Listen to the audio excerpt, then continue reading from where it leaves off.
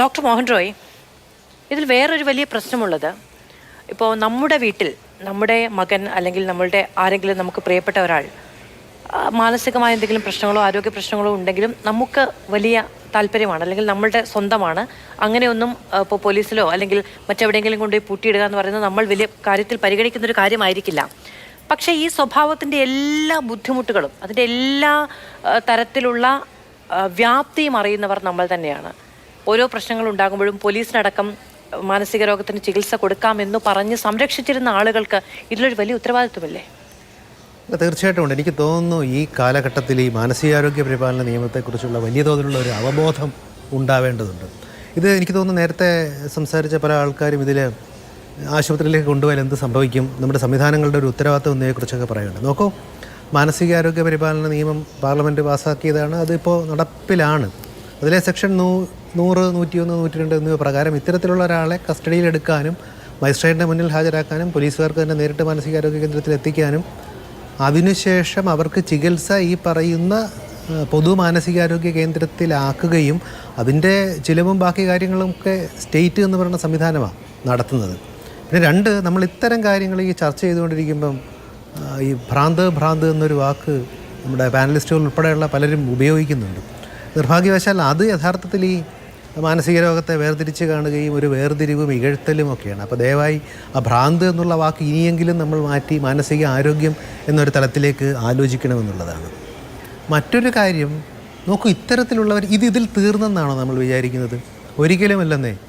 ഇത്തരത്തിലുള്ള ഋതുമാർ ഇപ്പോഴും സമൂഹത്തിലുണ്ടാകാം. ചിലപ്പോൾ ഈ വാർത്ത റിപ്പോർട്ട് ചെയ്ത് അരമണിക്കൂറിനോ 1 മണിക്കൂറിനോ ശേഷമോ ചിലപ്പോൾ ഇന്ന് തന്നെയോ അതിദാരുണമായ അടുത്ത സംഭവം ഉണ്ടായേക്കാം. ഞാനൊന്ന് അവിടെ ഇടപെട്ട് ചോദിക്കട്ടെ. നമ്മൾ വിചാരിക്കുന്നത് മനുഷ്യൻ നന്നാവാൻ തയ്യാറെടുത്തിരിക്കുന്ന ആളുകളാണ് എന്നുള്ളതാണ്.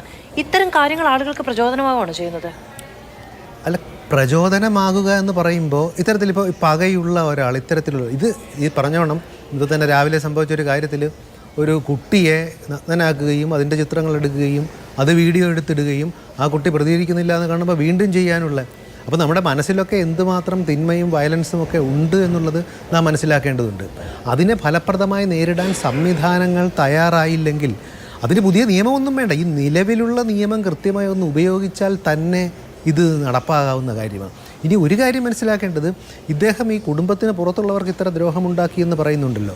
അപ്പോൾ ഈ കുടുംബത്തിലുള്ളവർക്ക് എന്തുമാത്രം ദ്രോഹമായിരിക്കും ഇദ്ദേഹം ഉണ്ടാക്കിയിരിക്കുക എന്നുള്ളത് നമുക്ക് ഊഹിക്കാൻ സാധിക്കുന്നതേ ഉള്ളൂ. അത് പിന്നെ ഈ കാക്കയ്ക്കും തൻകുഞ്ഞ് പൊൻകുഞ്ഞ് എന്നതുപോലെ നമ്മളതങ്ങ് ചെയ്യും. കാക്കയ്ക്കാണ് തൻകുഞ്ഞ് പൊൻകുഞ്ഞ്, മറ്റൊരാൾക്ക് പൊൻകുഞ്ഞാവണമെന്നില്ലല്ലോ. അത് ചിലപ്പോൾ ഒരു ദ്രോഹ കുഞ്ഞായി മാറും. ഈ പൊൻകുഞ്ഞുങ്ങൾ പലപ്പോഴും ദ്രോഹ കുഞ്ഞുങ്ങളായി മാറുന്ന ഈ കേസുകളുടെ കാര്യം വീട്ടുകാർക്കറിയാം. ഈ മോഷണ കേസ് അടക്കം ഉണ്ട്, അതിനുകൂടെ മറ്റു ക്രൈമുകളുമുണ്ട്. ഇതെല്ലാം അറിയുമ്പോൾ പുറത്തുപോയി ശല്യമുണ്ട് എന്നറിഞ്ഞിട്ടും എന്തിനാണ് ഈ പറയുന്ന പൊൻകുഞ്ഞ് എന്ന മനോഭാവത്തിൽ സംരക്ഷിക്കാൻ പറ്റുമോ?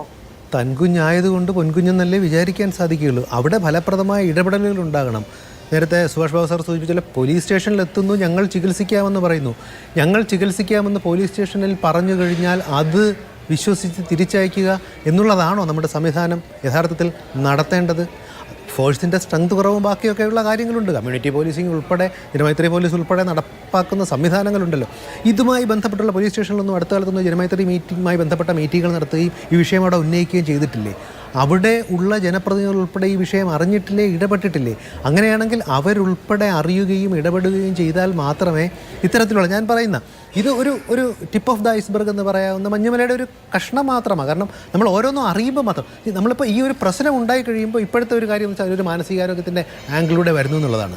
അപ്പോൾ ഇത്തരത്തിലുള്ള ആൾക്കാർ എല്ലായിടത്തുമുണ്ട്, ഇപ്പോഴുമുണ്ട്, അവരിനിയും ഉണ്ടാവും, അവരിനിയും തലപൊക്കി ഇത്തരം അതിദാരുണമായ സംഭവങ്ങൾ ഉണ്ടായി കഴിയുമ്പോൾ ചർച്ച ചെയ്യുന്നതിനപ്പുറത്തേക്ക് ഈ സംവിധാനങ്ങൾ ഫലപ്രദമായി ഏകോപനത്തോടുകൂടി ഉണർന്ന് പ്രവർത്തിക്കുകയും തദ്ദേശ സ്വയംഭരണ സ്ഥാപനങ്ങൾ ഉൾപ്പെടെയുള്ളവർക്ക് ഇതിൽ വളരെ വ്യക്തമായ ഒരു പങ്കുണ്ട്. ആ പങ്ക് നിർവഹിക്കുകയും ചെയ്തില്ലെങ്കിൽ പണ്ട് കാലത്ത് പറഞ്ഞ സ്വാമി വിവേകാനന്ദൻ പറഞ്ഞത് എന്തർത്ഥത്തിലാണെന്ന് നമുക്ക് അന്നത്തെ കാലത്ത് അതിനെക്കുറിച്ച് വ്യക്തമായി അറിയുകയാണെങ്കിലും ഇപ്പോൾ ഇതൊരു ഭ്രാന്താലയമാവുകയാണോ എന്നാരെങ്കിലും സംശയിച്ചാൽ അവരെ കുറ്റപ്പെടുത്താൻ സാധിക്കില്ല.